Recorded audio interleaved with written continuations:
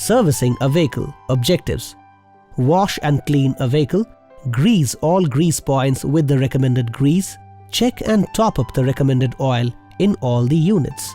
Job sequence: park the vehicle in the center of the car hoist, close all the door glasses, loosen the wheel nuts 1 or 2 threads. Slowly raise the car house 6 inches above the ground level. Note the tire numbers and positions. Remove the wheel nuts and keep the nuts of each wheel separately to avoid mixing with the other nuts. Remove the wheels. Raise the car to the required height. Provide a safety stand under the side rails.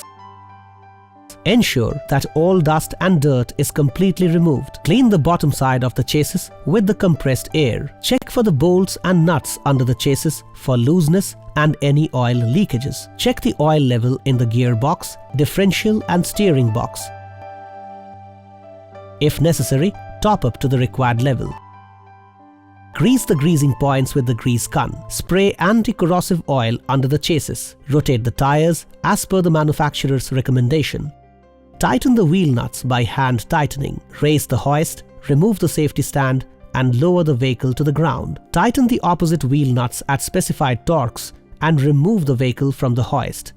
Mix 100 ml liquid soap with 5 liters of water. Apply the solution on the body of the vehicle. Clean the body by a car washer with fine spray. Wipe and clean the body with a piece of leather cloth. Check the water level in the radiator, the battery terminal for any corrosion or looseness, the engine oil, the brake fluid level in the master cylinder, the air pressure of the wheels as per specifications, the fan belt tension, lubrication and cooling system and types of lubricants.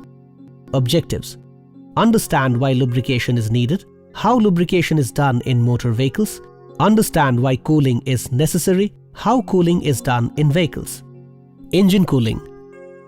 Some form of cooling must be provided to take away the heat from the cylinder and working parts of an engine. This heat comes from combustion of the fuel and friction between rubbing parts. An uncooled engine would result in seizure of working parts due to heat expansion, excessive wear, the oil would be burned, pre-ignition of the petrol-air mixture. This means that the mixture would be ignited before time by some red-hot particle in the combustion chamber.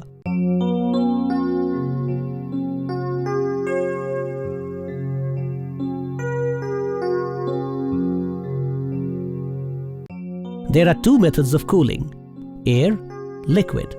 Air cooling. Most motorcycle engines are air-cooled.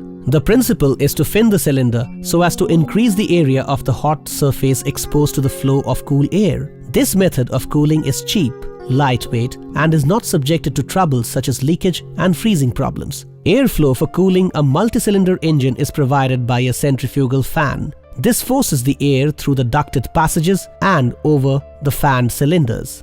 Thermostat. This is a heat-sensitive valve that controls the water temperature by altering the speed of circulation. It is generally fitted on the engine side of the top hose and is preset to stop the water flow to the radiator when the coolant temperature is less than 80 degrees Celsius. Cooling system maintenance. The normal unsealed coolant system should have the coolant level checked and topped up with pure water if possible at weekly intervals. Regular inspection should be made for 1. Leakage of coolant, especially after filling with antifreeze. 2. Cracking or hardening of the flexible hoses. 3. Tightness of the fan belt. 4. Operating pressure of the radiator cap. 5. Correct functioning of the thermostat. Engine lubrication. The friction between 2 surfaces rubbing together is reduced by using a lubricant to separate the materials. A flow of oil used for this purpose can also be used to carry away an excess heat from the metal parts. The majority of the engines are wet sump system in which the engine sump acts as the reservoir. The friction between the engine components are reduced by boundary lubrication relies on oil being splashed up on the surfaces.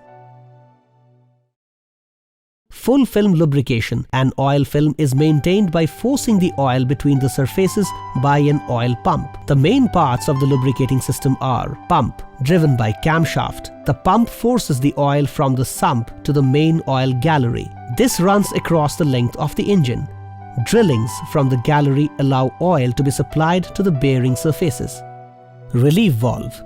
Generally fitted in the gallery, this spring-loaded valve opens when the pressure reaches the maximum limit.